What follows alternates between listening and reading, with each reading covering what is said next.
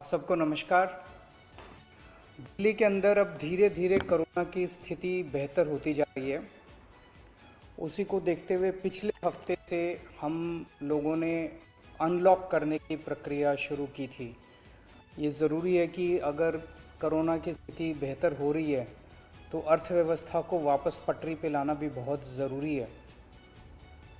पिछले हफ्ते हमने कंस्ट्रक्शन वर्कर्स और फैक्ट्री, ये दो सेक्टर्स खोले थे।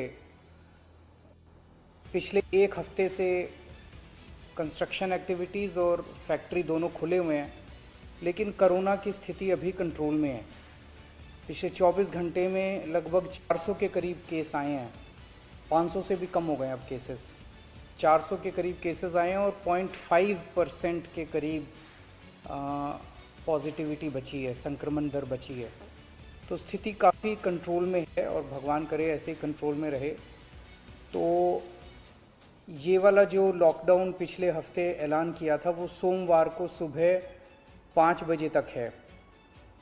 उसके आगे भी लॉकडाउन जारी रहेगा, लेकिन काफ़ी सारी और एक्टिविटीज़ में रियायत दी जा रही है, उनको खोला जा रहा है।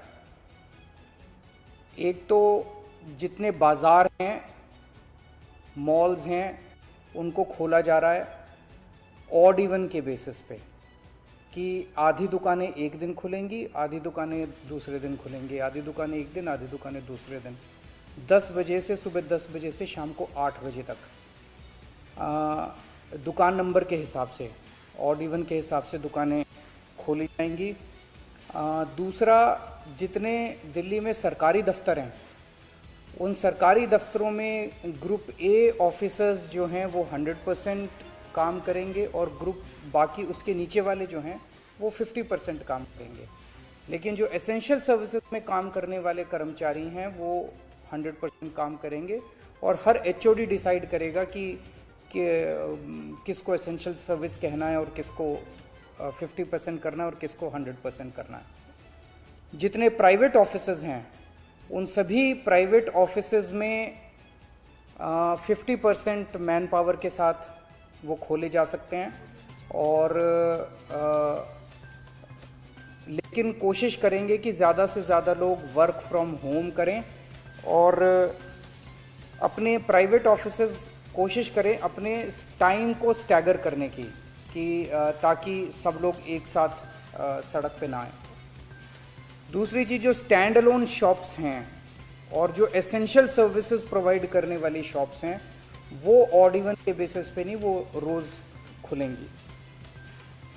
दिल्ली मेट्रो 50% कैपेसिटी के ऊपर चालू की जा रही है और ई कॉमर्स के ज़रिए जो सामान बेचने की प्रक्रिया है वो चालू रहेगी। तो मोटे मोटे तौर पे ये चीज़ों की रियायत दी जा रही है और मैं उम्मीद करता हूँ इसके बाद देखेंगे कि आने वाले हफ्ते के अंदर भी कोरोना की स्थिति अगर काबू में रही तो और कई सारी एक्टिविटीज़ को फिर उसके अगले हफ्ते खोलेंगे।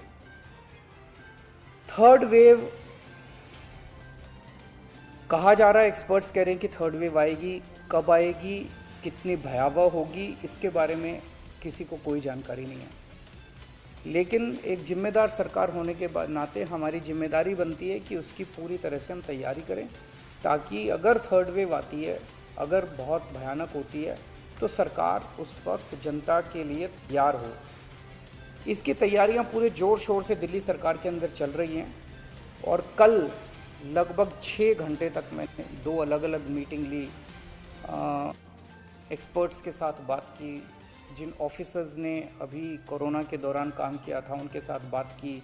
हमने 2 कमिटीज़ बनाई हैं, उन दोनों कमिटीज़ के साथ मैंने बहुत डिटेल में चर्चा की। एक चीज़ हम लोगों को ये तय करनी थी, इस बार कोरोना की जो पीक आई थी, मतलब एक दिन में मैक्सिमम कितने केस आए, लगभग 28,000 के करीब केसेस आए थे एक दिन में, 22 या 23 अप्रैल के आसपास। अगली पीक कितनी हो सकती है, तो ये तय किया गया कि अगली पीक 37,000, एक्सपर्ट्स के साथ बात करके, ऑफिसर्स के साथ बात करके, सबके साथ बात करके, कि 37,000 पीक मान के इसकी तैयारी शुरू की जाए। इसका मतलब ये नहीं है कि अगर इससे ज़्यादा की पीक आएगी तो हम तैयार नहीं हैं, हम उसके लिए भी तैयार हैं। लेकिन एक तरह से 37,000 के बेस के ऊपर अगर हम तैयार हो गए तो फिर अगर उससे भी कहीं ज़्यादा पीक आती है तो उसकी भी तैयारी हम लोग, उसकी भी, अगर 37,000 की तैयारी हमारी है तो फिर मान लीजिए और ज़्यादा आती है तो उसकी तैयारी तो होगी उसके लिए हम ज़्यादा तैयार हो पाएंगे। तो 37,000 को एक तरह से बेस माना जाता है। 37,000 की पीक की तैयारी के हिसाब से अब सारे कैलकुलेशंस किए जा रहे हैं कि अगर 37,000 की पीक आती है तो कितने बेड्स की ज़रूरत पड़ेगी, कितने आईसीयू की ज़रूरत पड़ेगी, कितने उसमें से बच्चों वाले होने चाहिए, कितनी ऑक्सीजन की ज़रूरत पड़ेगी, ये सारी चीज़ें, अब कितनी दवाइयों की ज़रूरत पड़ेगी, ये सारी चीज़ें अब कैलकुलेट की जा रही हैं। एक पीडियाट्रिक टास्क फोर्स अलग से बनाई गई है। वो पीडियाट्रिक टास्क फोर्स ये तय करेगी कि जितने हमारे ऑक्सीजन बेड्स होंगे उसमें से कितने बच्चों के होने चाहिए, जितने आईसीयू बेड्स होंगे उसमें से कितने बच्चों के होने चाहिए। जो बच्चों के होंगे उसके लिए फिर अलग किस्म का सारा इक्विपमेंट होगा, उसका अलग किस्म के मास्क होंगे, अलग किस्म का ऑक्सीजन का मास्क होगा, उसकी सारी चीज़ें अलग होंगी। वो पीडियाट्रिक टास्क फोर्स बना दी गई है कल, वो अलग से अपनी तैयारी करके अपनी रिकमेंडेशंस देगी। इस बार ऑक्सीजन की बड़ी कमी हुई थी और ऑक्सीजन की कमी की वजह से हम लोगों ने देखा कि कई बार ऐसे हुआ था जब ऑक्सीजन बेड्स नहीं मिले थे, ऑक्सीजन के लिए काफ़ी संघर्ष करना पड़ा था। अल्टीमेटली अपने को सुप्रीम कोर्ट के इंटरवेंशन के बाद केंद्र सरकार के सहयोग से अपने को ऑक्सीजन मिली, लेकिन जब तक ऑक्सीजन नहीं मिली तब तक दिल्ली में त्राही त्राही मच गई थी। अगली वेव अगर आती है तो हम नहीं चाहते कि इस तरह की दिल्ली के अंदर त्राही त्राही मचे। तो ये तय किया गया, इसकी तैयारी शुरू कर दी गई। 420 टन ऑक्सीजन की स्टोरेज कैपेसिटी तैयार की जा रही है। इंद्रप्रस्थ गैस लिमिटेड से बात की गई है और उन्हें 150 टन ऑक्सीजन प्रोडक्शन का प्लांट, 420 टन ऑक्सीजन तो स्टोरेज कैपेसिटी क्रिएट की जा रही है और 150 टन ऑक्सीजन प्रोडक्शन करने के लिए उनको प्लांट लगाने के लिए कहा गया है। उन्होंने कहा 18 महीने लगेंगे, लेकिन जो भी है शुरुआत कहीं ना कहीं तो अपने को करनी पड़ेगी। इसके अलावा इस बार सबसे बड़ी दिक्कत आई थी टैंकरों की। ऑक्सीजन के टैंकर नहीं थे दिल्ली में, दिल्ली इंडस्ट्रियल स्टेट नहीं है, इसीलिए अपने पास ऑक्सीजन टैंकर है ही नहीं दिल्ली में। तो 25 ऑक्सीजन टैंकर्स खरीदे जा रहे हैं ताकि अगर इस तरह की दिक्कत आए ऑक्सीजन की तो हमारे पास अपने टैंकर होने चाहिए। 64 छोटे छोटे ऑक्सीजन के प्लांट्स लगाए जा रहे हैं, वो ऑलरेडी लग रहे हैं और हमें उम्मीद है कि अगले कुछ हफ्तों के अंदर, 1-2 महीने के अंदर ये 64 ऑक्सीजन प्लांट्स लग के तैयार हो जाएंगे। अब ये जो हमने डिसाइड किया कि 37,000 केसेस की पीक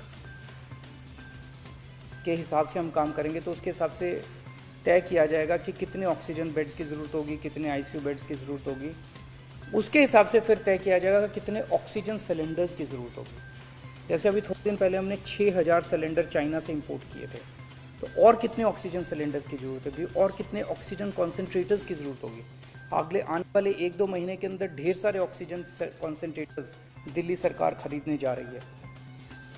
दवाइयों को लेके 2 अहम निर्णय किए गए। एक तो ये कि इस वेव में ये देखा गया कि व्हाट्सएप खूब तेज़ी से, व्हाट्सएप के ऊपर दवाइयाँ खूब तेज़ी से प्रिस्क्राइब की जा रही थी और उसके ऊपर मतलब बात फैल जाए कि ये दवाई बड़ी अच्छी है, तो पूरे समाज के अंदर, पूरे शहर के अंदर, पूरे देश के अंदर उस दवाई की अफरा तफरी मच जाती है। तो एक डॉक्टर्स की और एक्सपर्ट्स की टीम बनाई जाएगी। अगर किसी दवाई की डिमांड होती है तो वो डॉक्टर्स एग्जामिन करके बताएं कि इस दवाई से कोरोना में फ़ायदा होगा कि नहीं होगा। अगर डॉक्टर कहते हैं होगा तो सरकार उस दवाई को मुहैया कराने की कोशिश करेगी, और डॉक्टर अगर कहते हैं कि ये दवाई बिल्कुल बेकार है, इससे कोरोना में कोई फ़ायदा नहीं होगा और लोग इसके पीछे भागना बंद करें, तो जनता को उसके बारे में जागरूक किया जाएगा कि इस दवाई के पीछे भागना बंद कीजिए। एक ये। दूसरा, जो जो इम्पॉर्टेंट दवाइयाँ हैं उनकी लिस्टें बना ली गई हैं, उसका कितना स्टॉक चाहिए होगा उतना बफर स्टॉक क्रिएट किया जाएगा। एक्सपायरी डेट्स किस दवाई की कितनी है, एक्सपायरी डेट्स को ध्यान में रखते हुए उन सभी दवाइयों का बफर स्टॉक क्रिएट किया जा रहा है, ताकि अगर ज़रूर, और प्राइवेट अस्पतालों के भी आदेश दिए जा रहे हैं कि वो भी अपने बफर स्टॉक्स इस तरह से तैयार रखें ताकि अगर महामारी आती है तो हम उसके लिए तैयार रहें। इसके अलावा 2 जीनोम सीक्वेंसिंग लैब्स बनाई जा रही हैं एलएनजेपी हॉस्पिटल में और आईएलबीएस में, ताकि हमें भी पता रहे कि दिल्ली के अंदर जो भी वेरिएंट आ रहा है वो वेरिएंट कौन सा वेरिएंट है, पुराने वाला है या कोई नया वेरिएंट आ गया है, और हमें इस बारे में क्या एहतियात बरतने की ज़रूरत है हम एक्सपर्ट से पूछ सकते हैं। तो ये बहुत सारी चीज़ें कल चर्चा हुई, ये कुछ चीज़ें मैंने आपको बताई हैं और आपको यही आश्वासन देना चाहता हूँ कि आपकी सरकार पूरी तरह से 24 घंटे लगी हुई है इसमें। मैं उम्मीद करता हूँ कि अब कोई तीसरी वेव नहीं आनी चाहिए, उसके पहले हम कोशिश करेंगे अपने लोगों को वैक्सीनेट कर दें, लेकिन अगर तीसरी वेव आती है तो लोगों को तकलीफ़ नहीं होनी चाहिए, इसके बारे में हम पूरी कोशिश